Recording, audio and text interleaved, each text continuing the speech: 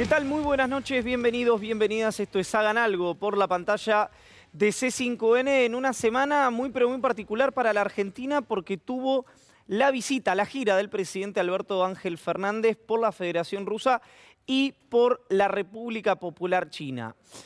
Dos giras, o uno podría decir dos giras en una, efectivamente. Primero, la visita en la Federación Rusa con lo más interesante de eso, o lo de mayor impacto, que tuvo que ver con la declaración que hizo el presidente de la República con su par ruso sobre que Argentina fuera la puerta de entrada de Rusia para América Latina. Al igual que la declaración que le hizo a Xi Jinping, o que dejó trascender el gobierno sobre si usted fuera argentino sería peronista, da la impresión que tiene más que ver con mensajes para la política doméstica que para la política exterior. Es decir, probablemente sea un mensaje del presidente de la Nación hacia un electorado que presumiblemente, parte del electorado, puede haber quedado herido por el acuerdo con el Fondo Monetario Internacional y como dinamizador de eso, de esa herida me refiero, la renuncia de Máximo Kirchner a la presidencia del bloque. Si bien es una excentricidad decirle eso a Putin en el Kremlin en el marco de un acuerdo con el Fondo Monetario Internacional y con la tensión creciente en Ucrania, hay una posibilidad, habida cuenta de la participación o de la estadía del ministro en Rusia, que no acompañó a la delegación después de la visita a Moscú, que tiene que ver con la búsqueda de un financiamiento alternativo que pueda facilitarle la Federación Rusa a la Argentina al explorado por el Fondo Monetario Internacional. Bueno, por lo demás, la relación de Argentina con Rusia es buena, se mantiene muy bien. Ahora uno lo olvida, ¿no? Pero la temprana apuesta por la vacuna Sputnik fue igual de provechoso para nuestro país como para la Federación Rusa. Y había habido hace un par de meses una visita de empresarios muy pesados de la Federación Rusa, en la cual ofició de Sherpa la asesora presidencial Cecilia Nicolini. Hubo alguna reacción por lo que pudimos saber nosotros y por lo que hablé con funcionarios que interlocutan con autoridades en Washington, que las palabras que se utilizaron por esas declaraciones del presidente fue desde perplejidad hasta malestar. Si esto va a ser un determinante para el acuerdo con el fondo, a mí me hace pensar que en lo más mínimo simplemente puede haber sido un tropiezo desde el punto de vista diplomático, pero indudablemente no cayó bien en Washington. Inmediatamente después da la impresión por la velocidad que era lo que estaba acordado previamente, pero que ex post se puede haber leído de esta manera. Hubo una reunión entre el jefe de gabinete Juan Mansur y el embajador de los Estados Unidos en la República Argentina, Mark Stanley, con Mark Stanley de local en la Embajada de los Estados Unidos. Ahora, lo interesante de esto es cuál fue la reacción, o me corrijo, cuál fue la lectura de la Argentina, de los medios de la Argentina, de la política argentina, entre ellos de una figura, de una persona muy pero muy singular que está en el esquema de Patricia Bullrich, como es Gerardo Milman, sobre la reacción de los Estados Unidos. Es decir, no hubo lectura sobre si el fondo emitió algún comunicado, si Gita Guinopat, la subdirectora gerente, planteó algún tema, si Juan González, si Jake Sullivan, si alguno de las figuras institucionales del gobierno de Biden o del Fondo Monetario Internacional hicieron algún planteo. No. Vean sobre qué figura de los Estados Unidos hizo hincapié la oposición y algunos medios a propósito de la reacción por la incorporación de la República Argentina en un hecho de pragmatismo absolutamente virtuoso a la iniciativa de la Franja y la Ruta. Vamos a compartir un video que tal vez vieron, pero presten la atención, de un legislador republicano de Florida hablando de la República Argentina. Mr. Speaker, while the Biden administration, the media, and many in Congress beat the drums of war for Ukraine, there is a far more significant threat to our nation accelerating rapidly close to home. Argentina, a critical nation and economy in the Americas, has just lashed itself to the Chinese Communist Party by signing on to the One Belt, One Road initiative. The cost to China was $23.7 billion, a mere fraction of a rounding error when compared to the trillions of dollars our country has spent trying to build democracies out of sand and blood in the Middle East. China buying influence and infrastructure in Argentina to collaborate on space and nuclear energy is a direct challenge to the Monroe Doctrine, and far more significant to American security. Bueno, quien dice esto, el legislador republicano, como veían en pantalla, es Matt Gaetz, que es, además de ser alguien que sostiene que Joe Biden ganó por fraude las elecciones en los Estados Unidos y que apoyó, igual que el Partido Republicano, que hubo un comunicado que en términos globales debería tener un impacto sísmico y no lo tuvo, porque el Partido Republicano validó la toma del Capitolio como un ejercicio de legítima libertad de expresión. Pero este caballero que vemos en pantalla enfrenta algunas acusaciones, por ejemplo, acusaciones por ahora formales ya, porque hay indicios, pero como a cada persona que no se le dicta una sentencia de culpabilidad goza de la presunción de inocencia, por tráfico sexual que incluye menores. Este es el caballero que hablaba en contra de la Argentina y que la oposición y algunos medios hicieron eco, presumiblemente por alguna pereza, sin saber de quién se estaba hablando, que hizo además algo que cristaliza, y ahí sí hay que prestarle especial atención a este legislador republicano, cuál es el verdadero rival de los Estados Unidos, que no es la Federación Rusa, sino que es la República Popular China. En la reunión que tuvieron Alberto Fernández y Xi Jinping, que fue la más larga de un presidente, el presidente de la República Popular China con algún par suyo en el marco de los Juegos Olímpicos de Invierno. Fueron 11 entre los que tuvieron, por ejemplo, el primer ministro de Portugal y Vladimir Putin. Fue la más larga de las 11 reuniones, la que mantuvo Xi Jinping con Alberto Fernández. Allí el presidente le pidió exclusivamente por la utilización de los swap, por la ampliación del swap y por la utilización de los derechos especiales de giro. Según dijeron algunos de los de quienes participaron en la reunión, que fue la frase que utilizó Xi Jinping, que fue que le he dado instrucciones a la persona responsable para que se encargue de esto, fue la misma, literalmente, frase que usó cuando se le pidió a través de Sabino Vaca Narvaja la ampliación del swap en su momento en los albores del gobierno de Alberto Fernández. Bueno, dentro de la iniciativa de la Franja y la Ruta hay un tema muy importante que ya se ha dicho hasta el hartazgo, que tiene que ver con cuáles son los países incorporados a la Franja y la Ruta. Que hay países como Uruguay, países como Chile, es decir, no son solo naciones vinculadas a, como dijo alguna vez algún dirigente de la oposición, oscurantismo bolivariano, como quiso hacer pasar en alguno de los reportajes dirigentes de Juntos por el Cambio.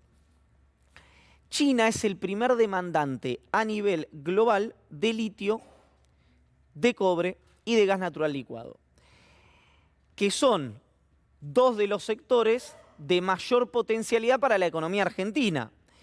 No es casualidad que lo primero que planteó la Argentina y que China necesita por su transición a 2030 de carbón, no de carbono, de carbón a energías más limpias, sea efectivamente el gas, del cual Argentina tiene una de las mayores reservas del mundo en Vaca Muerta. Por eso ya ahora hay transversalidad entre el Ministerio de Desarrollo Productivo, economistas de la Cámpora, hasta empresarios más cerca y más lejos del gobierno, que lo que dicen que es prioridad absoluta es que se firme el inicio para el gasoducto Néstor Kirchner, que va a permitir, entre otras cosas, este aumento de las exportaciones, en este caso a la República Federativa del Brasil, en paralelo a la planta de licuefacción probablemente construida en la ciudad de Bahía Blanca.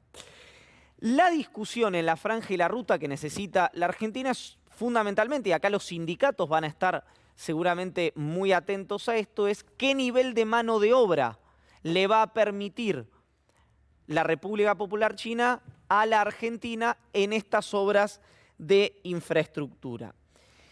En ese marco, el presidente de la Nación habló con periodistas y dijo que después de un diálogo con Cristina Kirchner, no tenía duda que, dijo el presidente, nuestra fuerza, está hablando del Frente de Todos, va a acompañar mayoritariamente el acuerdo con el Fondo Monetario Internacional. Y hoy hubo una nota de Florencia Barragán en ámbito, que la pueden leer en ámbito.com, a Itai Hackman, economista, diputado nacional del Frente de Todos, es un dirigente de Patria Grande dentro del Frente de Todos, en esta articulación ecuménica que hizo el peronismo para ganar las elecciones. Vamos a ver lo que dijo Itai Hackman hoy en ámbito sobre cuáles son los diputados, cómo va a ser el comportamiento de los diputados. Le pregunta a Florencia Barragán, la periodista, por fuera de esta investigación, ¿el Congreso puede cambiar algo del acuerdo con el fondo? No, viene cerrado, dice Itai Hackman, pero todavía nos faltan detalles. La oposición lo va a votar, no para hacer un favor al gobierno, sino como gesto al FMI. En el Frente de Todos va a haber unos 30 diputados que nos vamos a abstener, dice Itai Hackman. No estamos en contra de hacer un acuerdo con el fondo, pero es una forma de manifestar nuestras diferencias sin bloquearlo. Dos cuestiones, ahora nos vamos a meter en la oposición. Esto que dijo Itai Hackman, que es un economista que además tiene el reconocimiento de propios y extraños en su propio bloque por trabajar de manera muy sesuda los temas, no tenía validación. No tenía validación ni de Máximo Kirchner, ni de Cristina Kirchner, ni por supuesto del presidente Alberto Fernández. Tan es así que se lo reconoce el propio Itai Hackman al presidente del bloque del Frente de Todos, Germán Martínez, en una reunión que mantuvieron hoy y pidió las disculpas del caso también a las autoridades políticas, a las jefaturas políticas del propio Itai Hackman. Es decir, no hay todavía ninguna decisión tomada de qué va a hacer el kirchnerismo, los 30, 40 diputados que responden a Máximo Kirchner, en el Congreso Nacional. Sí hay una hipótesis que tiene que ver con supeditar o negociar ese apoyo con algún paquete de políticas sociales.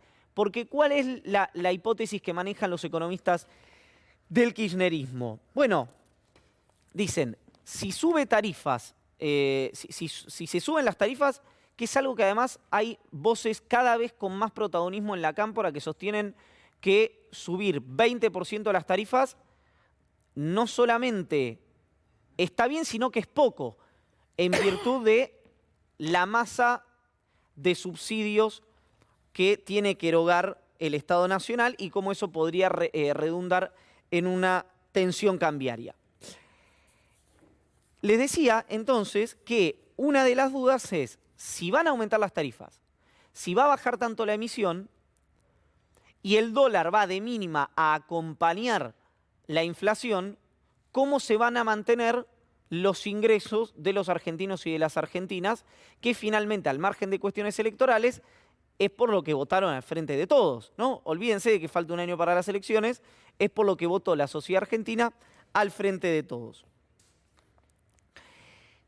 Sergio Massa, presidente de la Cámara de Diputados y obviamente articulando con Germán Martínez informalmente la jefatura del bloque, lo que sostiene es que no hay dudas que el acuerdo con el fondo se va a aprobar. Y en este marco es la reunión de mañana de Juntos por el Cambio. El famoso retiro espiritual a la 1 de la tarde. Horas antes María Eugenia Vidal va a dar un reportaje en el que va a manifestar, al menos desde su óptica, la postura que va a tener un sector de la coalición opositora ante el Fondo Monetario. Lo va a hacer en Radio 10 a las 10:30 de la mañana. Lo más interesante de la reunión de mañana no es tanto la postura frente al fondo, sino cómo procesa todo Juntos por el Cambio, que no es Mauricio Macri, la encuesta que encargó el PRO y que muestra que ninguno de los candidatos que podrían competir con Macri están cerca de ganarle en una interna. no es ninguna novedad en este caso. Es decir, si Macri va a una interna con cualquiera de los dirigentes de la oposición, es bien probable que le gane y que después no puede ganar una elección general. Es el mismo argumento, no tanto el de la elección general, sino el de la primaria abierta, simultánea y obligatoria que ocurre en el Frente de Todos. Es decir, ¿hay algún candidato del Frente de Todos que podría ganarle a Cristina Kirchner una primaria? Bueno, la respuesta inmediata, hasta que aparezca alguna información en contrario, es que no. La única que parece no haberse anoticiado de esta situación y a la que ya señalan ya no alejada de Larreta y de Vidal, sino también del propio Macri, es a Patricia Bullrich, que ayer, en una performance muy singular, entró voz en cuello, creo que se dice, al estudio de televisión y pasó lo siguiente, véanlo. En un momento me asusté. ¿Por qué? Porque claro, vos le estabas mostrando la foto a Miguel Ángel Pichetto del café que había tomado con Patricia Bullrich, Sí, y cuando claro. entra Patricia Bullrich, todavía sin el micrófono, dice, y escuchamos así, por lo menos yo entendí, Tremendo. ahí está mi candidato a vicepresidente. Yo dije, escuché ya hay una fórmula, mi Patricia. vicepresidente. Claro. Yo dije, ¿qué? ¿Cómo? O Pero sea, se ve que era un tema de no había micrófonos, no yo sé. estoy no mal sé. del oído últimamente, escucho Yo mal. también escucho cosas. Escucho cualquier cosa. Pero bueno, después me imagino que le vas a preguntar. Sí, por supuesto, le vamos a preguntar en un segundo nada más. Tremendo. pero Bullrich y Pichetto es una fórmula. Bueno, después veremos. Se la notaba disconforme a Patricia Bullrich con que estuviera saliendo al aire eso que había pasado tras bambalinas. Al margen, hay evidentemente ahí una visión en la que coinciden Bullrich, evidentemente, sin conversarlo, y Cristina. Si ustedes recuerdan lo que dijo Cristina Kirchner en la ex-ESMA, en un acto de la Cámpora en la ex-ESMA, dijo: acá todos hablan palabras más, palabras menos, que tiene que haber un corrimiento al centro, que la moderación, etc. Ahora, cuando uno ve el comportamiento electoral, la fuga de las dos principales fuerzas políticas, que son el Frente de Todos y Juntos por el Cambio, fueron hacia los extremos exteriores, no fueron hacia opciones de centro. Bueno, hay una hipótesis cada vez más sólida, que veremos el comportamiento, que dice que la polarización, del cual la sociedad argentina en todas las encuestas está harta, se va a profundizar en los comportamientos electorales. Y que quienes van a crecer son esos extremos exteriores, dentro de las coaliciones y fuera de las coaliciones, y que así se explica el crecimiento no solamente de Milei, sino del Frente de Izquierda en el área metropolitana o en el conurbano bonaerense. En el medio de todo esto, una tontería, una anécdota, una cuestión superficial e irrisoria. Las tarifas, los precios y la inflación. Pero de eso vamos a hablar en instantes con Roberto Feletti. Yo ya me voy a la mesa a saludar a este